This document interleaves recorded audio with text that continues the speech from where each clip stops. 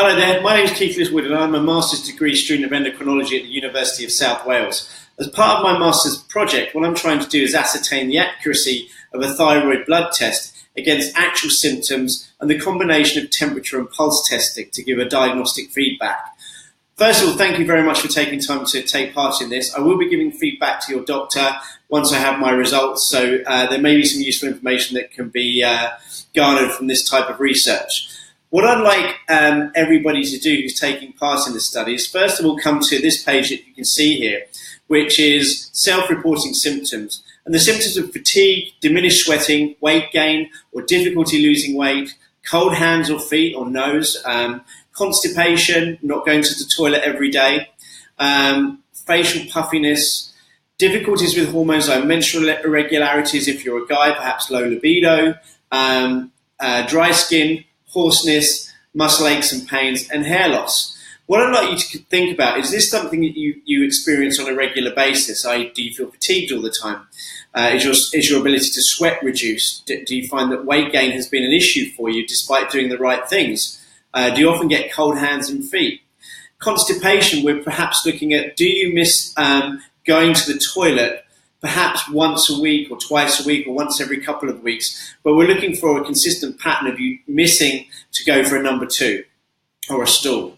Do you get puffiness around the face on a regular basis? And all of these other symptoms, I want you to think about, do you actually experience them relatively regularly? If you do, then tick the box and strike yes. If you don't, just tick the box and strike no. And all of these symptoms are going to be very, very useful to record.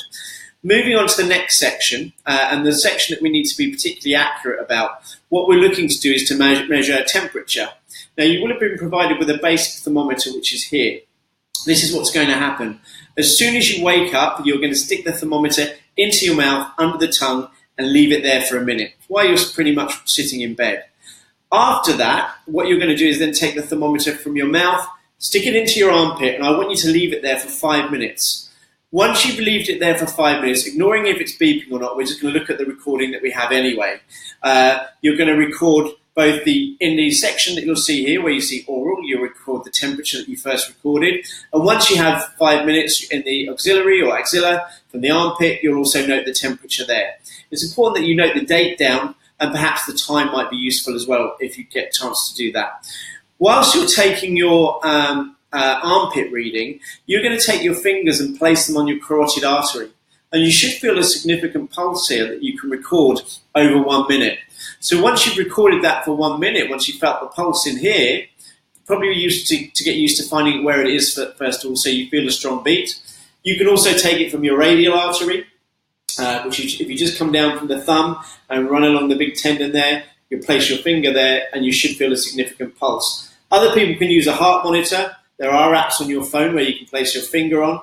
So while you're taking that reading, note that pulse down and record the pulse in the pulse box as well. Then what I want you to do is just carry on as normal, eat your breakfast. Then 45 to 60 minutes after breakfast, please take the mouth reading and then the armpit reading and note the pulse again. We're going to do that for a sequence of 4 days. For each day that you do, it's really important to note the food down that you're eating. And the time that you're eating, and so we can see what happens differences between the fasted state and the food that you're eating, and whether that has an impact on your hormones.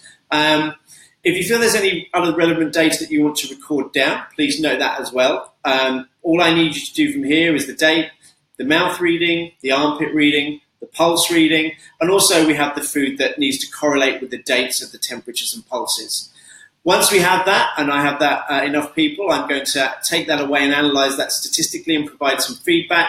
And once my master's thesis is published, I will provide feedback to your doctor of my findings. Once again, I really appreciate all of your time and effort for helping me out with this, and I look forward to providing you the information that I can get from this study.